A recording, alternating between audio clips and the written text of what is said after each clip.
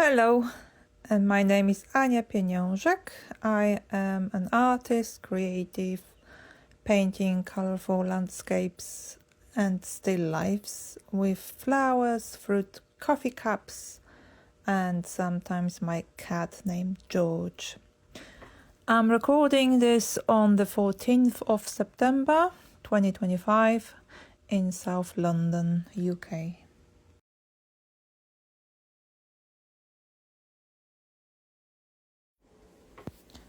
A little bit of my background is I was born in late 70s in Poland. I remember this as a time of communism, Russian propaganda and restrictions, long queues for toilet paper, coupons for meat or butter, generally lack of essential goods and empty and dull shop windows. If we were lucky, we could get an orange or lemon for Christmas. I still remember the first time I saw a banana. I think I was 6. There was no internet, obviously, only 2, a maximum 3 channels on the telly, so there was no much to watch on the screen. We didn't even have a landline until mid-90s. We used to ask our neighbor for his telephone number, so if anyone wanted to call us, we had to go to our neighbor to pick up the phone. As a child, I used to spend lots of time either reading books from the library or playing with other kids outside in our playground, which had one big sand pit, couple of seesaws, and a large metal frame used for carpet beating. We used to climb it or sometimes use it as for football as a goal. As tough as it sounds, I still think I had a great childhood. Back before the era of internet, we as children used to play in the puddles, climb trees and use our imagination a lot. There were no well-known artists in my family, so I had no role model who could show me how to be one. But I knew from when I was little that I wanted to be an artist, a painter. I loved to express myself artistically whenever I got hold of any drawing tool. My mother even used to give me crayons when I was potty training, just to keep me occupied. When I was in primary school, my teacher was the first one to notice my creative abilities, and she suggested to my mom to send me to some sort of external art club for gifted children, where I could receive additional education in that field. My obsession with painting started when I was a teenager. I remember on my 13th birthday, my dad bought me my first oils, and I was hooked since then. I always felt a little bit different from my peers. I was very shy and anxious. As a teenager, I started to struggle with symptoms of depression and social anxiety. In my early 20s, I started seeking help from the professionals, but I think that art was my best therapy.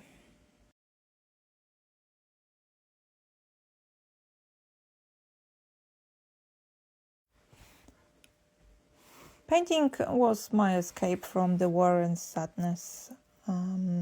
When I create, I feel happy. My parents were very supportive with my creativity. They allowed me to pursue an art education, but at the same time they kept reminding me that eventually I would have to find a proper job and treat my painting more like a hobby. Most of the painters they knew about lived in poverty, so my parents were worried that I might end up like that. They wanted me to succeed, obviously, but they didn't believe that I could achieve that goal by doing art.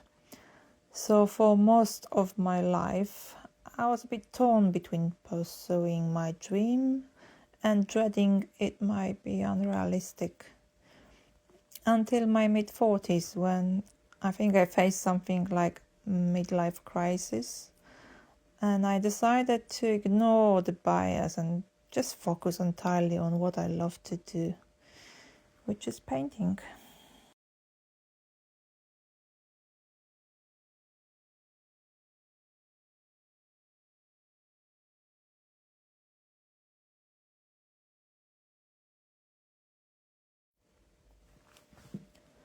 I think almost every painting I create have references to my childhood memories or dreams. As a family of 5, we lived for most of my childhood in a big industrial and very polluted city, squeezed in 2-bedroom apartment in a block of flats.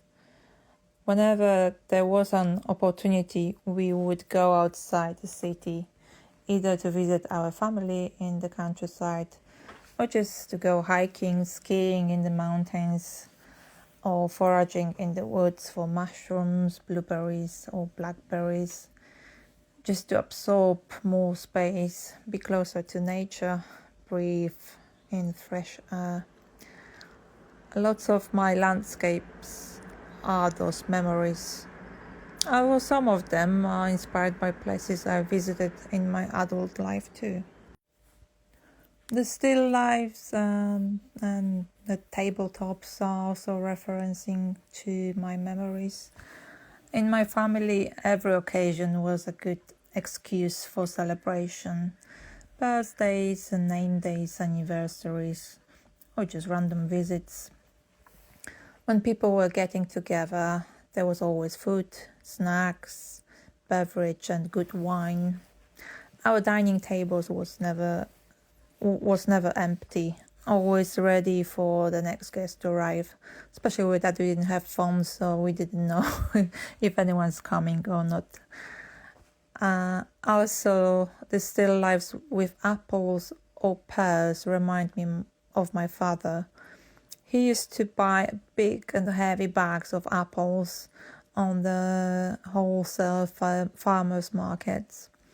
When at home, he would peel the fruits, cut them into pieces and share among all of us. The same would happen with the pears collected from my grandmother's garden.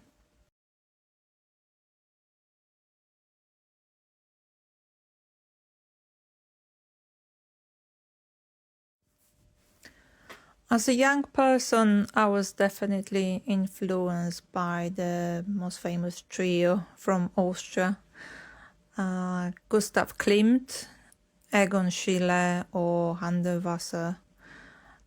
I was so impressed by the bold colors, patterns and organic lines. Nowadays I'm in love with lots of Scottish artists. Anne Redpath, John Eardley, Ian Elliot, Sandy Murphy and James Fraser. Well, just to name a few.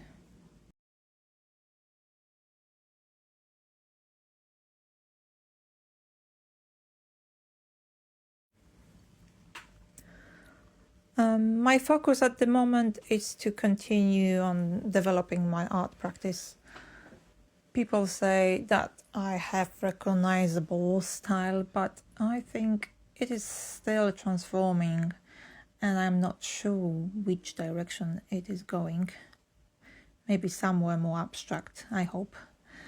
I am also trying to find a bigger space, a proper studio. I always dreamed about my own studio, but I never had one. My creative space is contained in my tiny kitchen between the fridge and the washing machine. Or sometimes if I have to paint on a bigger canvas, I use my dining table, which usually has to be cleared up before dinner.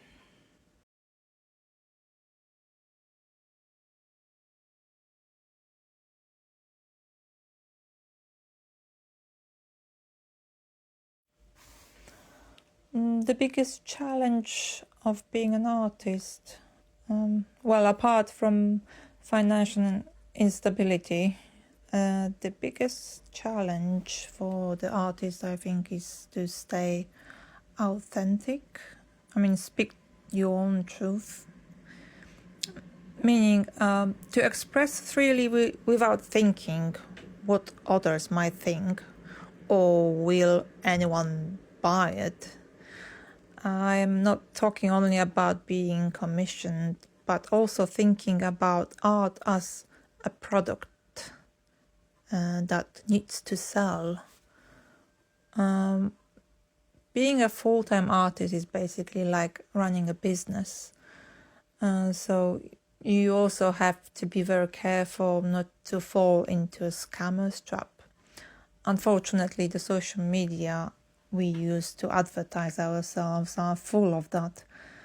Every artist needs exposure, needs to be seen in order to find collectors, but to find the right opportunity and don't get ripped off, it's the biggest challenge.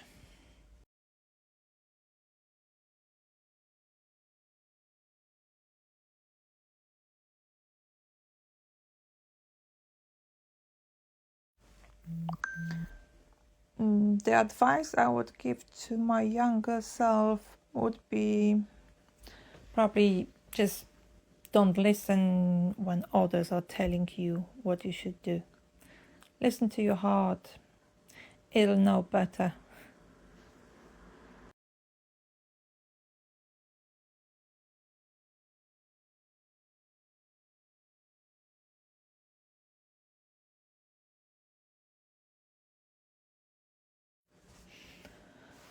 I like to experiment with different mediums like collage, pastels, stencils, or watercolor pencils. But generally, I have been loyal to oil paint since my teenager years. Nothing unconventional yet, but definitely not saying I'm not going to try something strange in the future.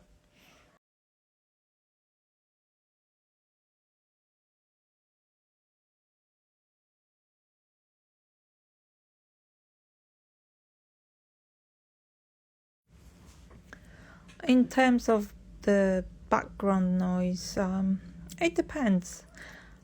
I had periods when I would listen to music or podcasts, but overall, I prefer silence because painting is my therapy. I talk to myself in my head and analyze the past or dream about the future.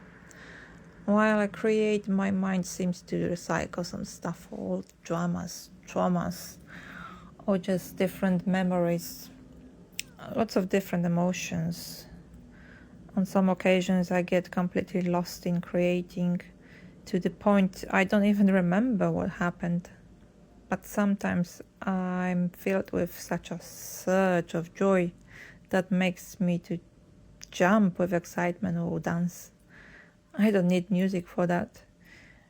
I feel the rhythm inside. It's like my heart is singing.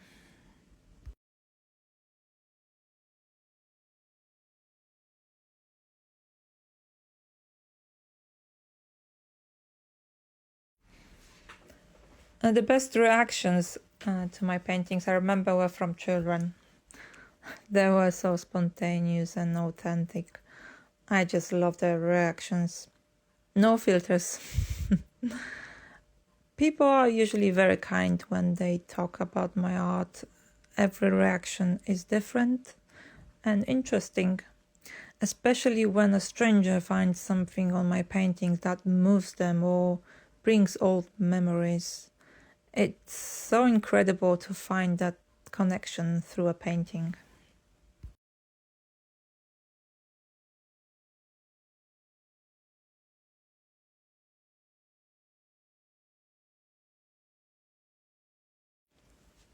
What I hope that people take away from my artwork is happiness. If my art can bring a smile on somebody's face, then I achieved something I was hoping for. Painting gives me such a joy and pleasure. I hope that feeling will emanate forever from the artwork and reflect on people's lives. My aim is to spread love and happiness.